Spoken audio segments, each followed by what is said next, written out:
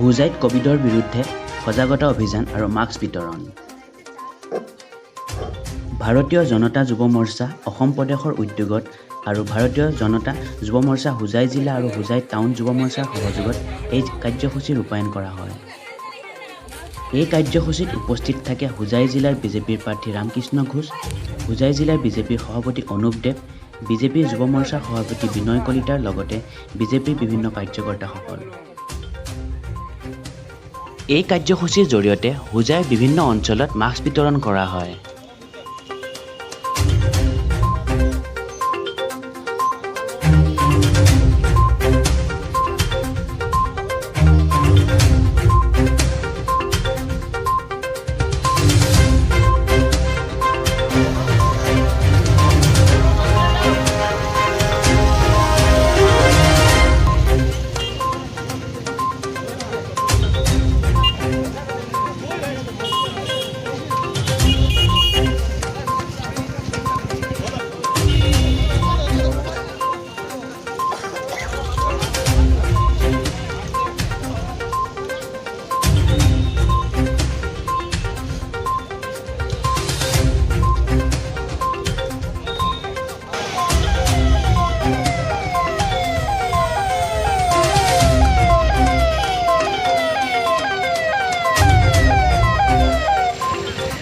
আজি আপুনি মাস্ক বিতৰণ কৰিছে যে আজি আপুনি মাস্ক বিতৰণ ক'ত কৰিছে?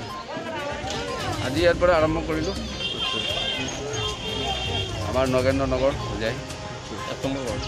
আমাৰ মূল উদ্দেশ্য হ'ল কি আমি এটা চিম্বলিক ডিষ্ট্ৰিবিউশ্যন কৰিছোঁ, কাৰণ হয় গোটেই হোজাইতে হৈ আছে।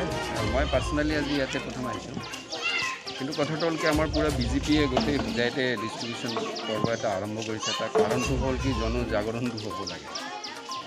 সেইটো এটা চিম্বলিক ডিষ্ট্ৰিবিউশ্যন।